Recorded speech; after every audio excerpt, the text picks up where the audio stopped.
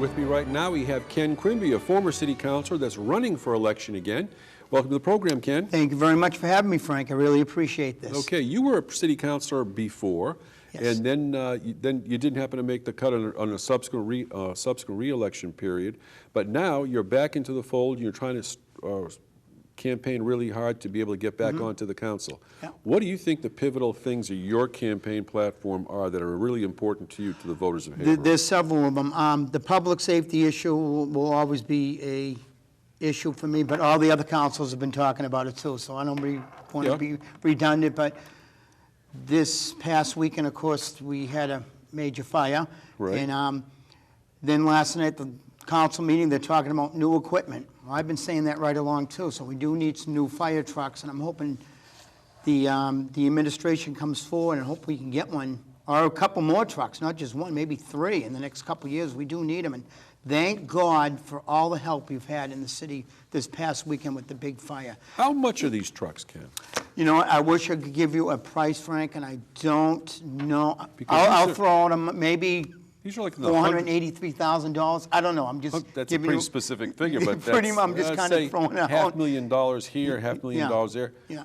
Where would you think that we have the money to be able to get That's those? what I wish the administration would let us councilors know throughout the city. I know he's trying hard, and the councilors have been pounding on it desperately for that. But we need it because, and my thing is, I know recently the councilors this year passed about 118,000, I believe, I could be wrong with them, about fixing the rescue truck.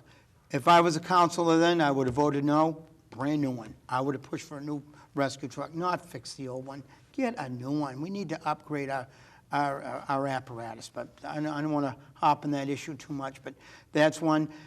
And lately now, I've been talking to people at elderly projects. We need more senior housing. You know, I know the councilors and the mayor have been working for downtown, which is great for some of the empty buildings, shield building stuff, that they're going to bring condos or apartment units in. But I think we got to look at senior housing also. I think we need to touch upon that. I was at a function for a recent candidate, and I talked to 10 people that live in an elderly project. Mr. Quimby, if you're a counselor, can you push for an elderly housing? We don't have enough. This Mrs. Smith over here has been waiting 8 years to get in to a project, and she can't. She's on a waiting list. So we need to look at senior housing, and that's up to the administration, and that's going to be one of my issues also as a candidate, to push for more senior housing. Why can't we use some of the... Aside from some of the things that you happen to mention so far relative to the fire apparatus and what you just mentioned on senior housing, you're quite a fixture. You probably have a greater attendance record in the audience at the city council meetings than some of the city councilors themselves have. Yeah. That's been noted before, even by the city councilors. But my question to you is that, having viewed what's going on during the course of the council meetings, and you see the votes that they happen to take and the subjects that happen to come up, are there any particular subjects that you can discuss that you would have taken a different vote on other than how they happen to vote?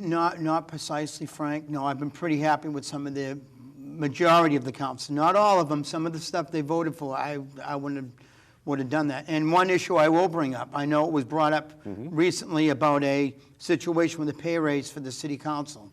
Yep. And I would vote no if it ever comes forward. If I get elected, I will vote no for a pay raise for the city council.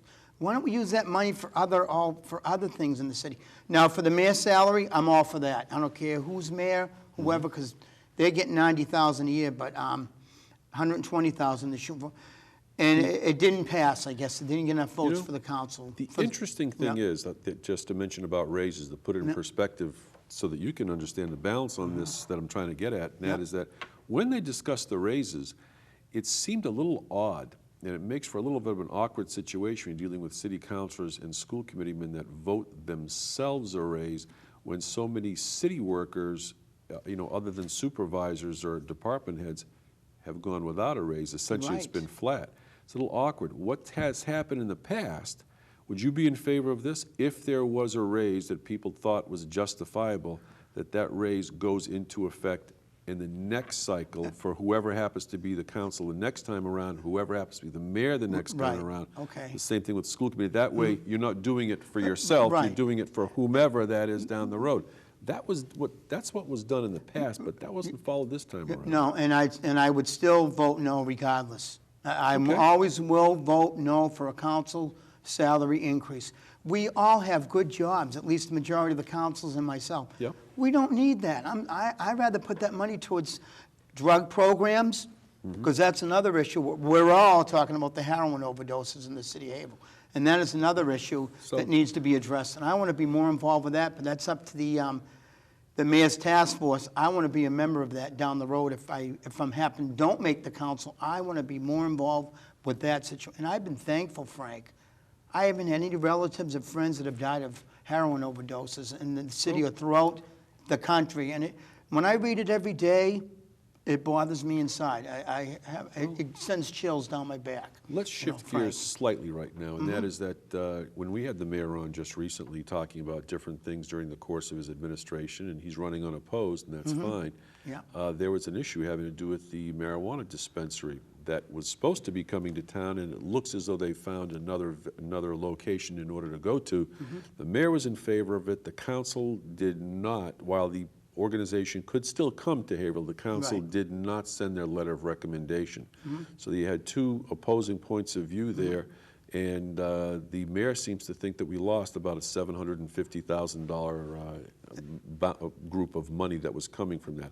That had to do with the marijuana dispensary Right. for medicinal marijuana. Yes. But the head of public safety, Alan Denaro, Chief Denaro, as well as the physician, as well as, if I'm not mistaken, people in the school department were not happy with that. Right, exactly. And you know what, Frank? What do you think? My opinion is, if I was on the council then, I would have not supported it. It doesn't belong in Haverhill.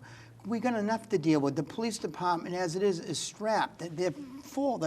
We don't have enough capacity of cops. So I would have never supported the marijuana distribution in Haverhill at all, and it would have been NO with me. I know the state passed, we did a referendum and stuff, but I still would have made sure it was out of Haverhill. I would have not supported it for my That's city. fine. That's how I feel inside. We've asked you know? some council candidates as well, given the fact that in Lawrence recently, there was a different dynamic, again, between the mayor and the city council, where they wanted to vote in favor of, I guess, a more lenient form of how to deal with those people that happen to be undocumented workers or illegal aliens that happen to be picked up, but not hold them if they happen to be illegal.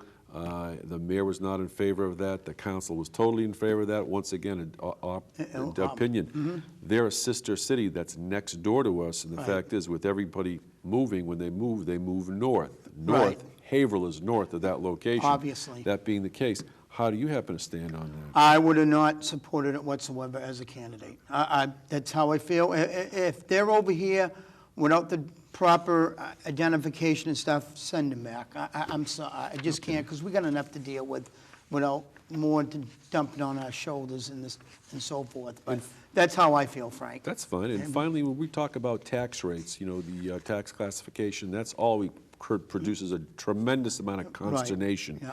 And that being the case where businesses pay 50% more in the rate than residential people happen to pay.